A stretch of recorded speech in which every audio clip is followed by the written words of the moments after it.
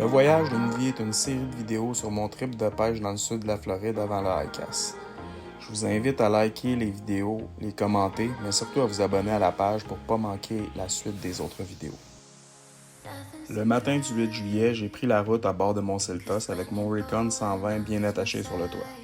2650 km séparaient la route entre ma maison et mon hôtel à Fort Lauderdale. In the US, c'est la première fois que je prends une douanière qui est pose autant peu de questions. Bonjour, tu t'en vas où?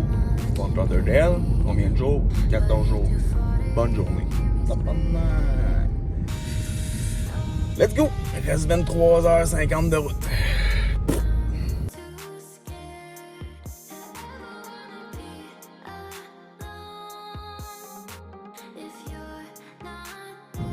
Ah, j'ai une bonne envie de pisser, là, puis j'ai besoin de me dégourdir les jambes. Ça me disait prochaine sortie.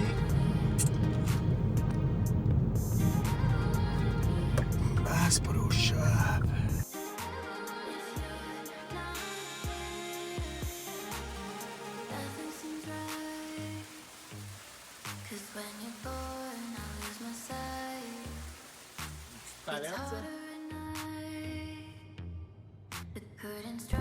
Yes, jour 2, je suis rendu en Caroline du Nord, j'arrive en Caroline du Sud dans à peu près une demi-heure. Quand je me suis levé le matin, il restait 10h30 de route. Après une nuit de 5 heures dans mon char, dans un truck stop avec des bandes qui passent autour et tout. Donc j'ai hâte d'arriver à Fort Lauderdale. J'ai conduit pendant 18 heures hier, j'ai fait 1600 km. J'ai payé beaucoup de trafic en descendant, fait que ça m'a pris le total environ 28 heures. C'est comme 2 heures de plus ce que le GPS me fait. Mais bon, on lâche pas. J'ai bien hâte d'aller à la pêche.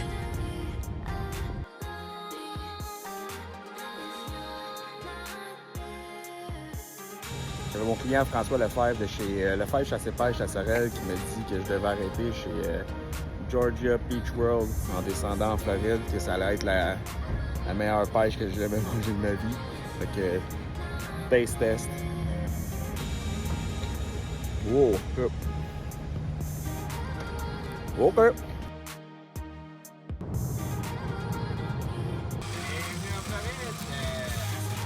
Au total, ça m'aura pris 31 heures pour me rendre à mon hôtel à cause des pluies fortes pendant les 4 dernières heures du trajet. Je pouvais pas vraiment dépasser 60-70 km/h. Finalement arrivé à l'hôtel La Quinta de Fort Lauderdale, un hôtel que j'avais réservé avec un gros spécial au Black Friday pour un montant de 104$ canadiens par nuit. Une bonne nuit de sommeil dans un lit était de mise avant de partir le lendemain à la chasse au piquet de basse. Après un bon petit déjeuner à l'hôtel, j'ai quitté à 6h30 pour me rendre à la descente de bateau du Park Lakeview. J'ai choisi cette descente pour la proximité des spots que je connaissais sur le lac, mais surtout parce que c'était vraiment tranquille comparé à la descente de bateau principal. Arrivé sur place, j'ai commencé à riguer mon kayak. Comme à l'habitude, à chaque fois que je descends mon kayak de mon toit, quelqu'un est venu me parler pour voir mon setup qui, on va se le dire, sort beaucoup de l'ordinaire. J'ai donc rencontré Julio, un employé de la ville de Delray qui s'affairait à vider les poubelles. Julio, c'est un passionné de pêche au peacock. Il pêchait au Brésil, son pays d'origine, avant d'émigrer en Floride. On a discuté de spots sur le lac, de techniques, puis il me dit quelque chose qui allait résonner dans ma tête pendant 2 jours.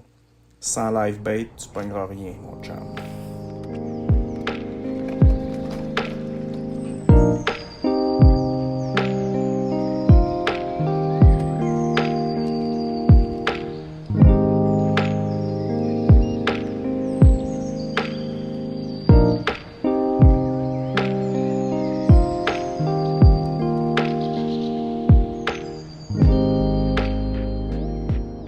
Malheureusement, avec la chaleur accablante de 42 degrés ressentie, ma caméra a surchauffé à plusieurs reprises et n'a pas filmé la moitié de la journée. Heureusement que j'avais pris des photos et filmé un peu avec mon cellulaire. J'ai réussi à fixer le problème de caméra qui chauffe en baissant un peu la résolution sur la caméra. Ma première prise dans les eaux de la Floride, un cichlide Mayan, une sorte de poisson invasive qui a été introduit dans les eaux de la Floride par des personnes qui ont flushé leur poisson d'aquarium dans la toilette.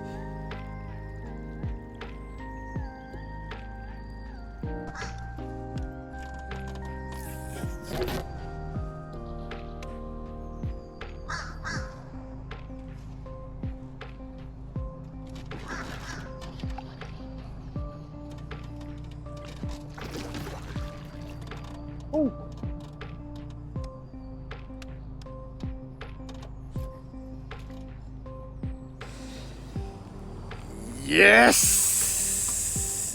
Yes! J'ai finalement réussi à prendre mon premier peacock bass au topwater avec un walking bait. J'aurais tellement aimé pouvoir vous montrer cette vidéo-là. Le poisson est venu attaquer 3 fois mon leurre avant de le saisir et de replonger dans l'eau. Un combat qui était tout simplement magique. Hello, peacock. J'aurais attrapé cette journée-là 3 peacock bass, tous au walking bait, avec des attaques de surface de fou. Je pensais à mon chum Julio qui m'avait dit que je prendrais rien. Je peux vous dire que j'étais vraiment gonflé en bloc pour la journée du lendemain qui s'en venait.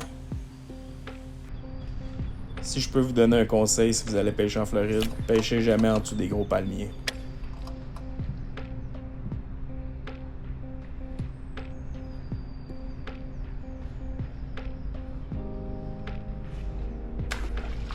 What the fuck? C'était une grosse iguane qui a tombé de l'arbre. J'imagine même pas le saut que j'aurais fait si ça avait tombé sur mon kayak.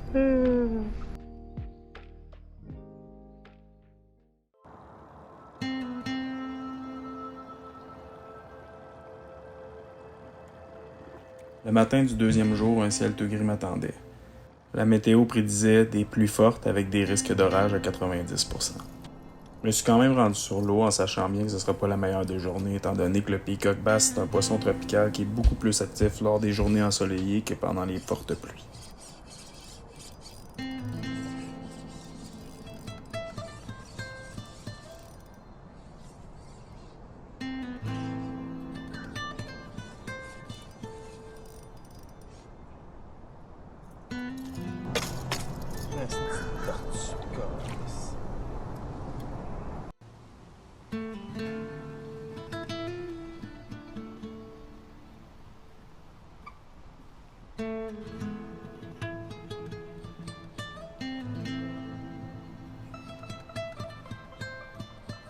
J'ai décidé de quitter après 4 heures de pêche complètement trempé.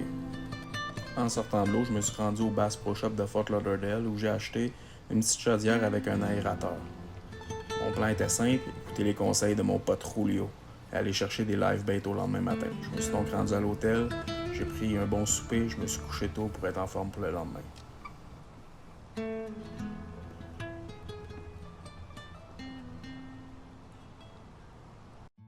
Dans le prochain épisode du Voyage d'une vie qui sortira jeudi le 1er août, découvrez si j'ai réussi à déjouer les peacock bass avec la technique suggérée par Julio ou avec une autre.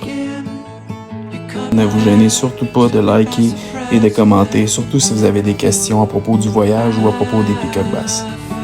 À bientôt!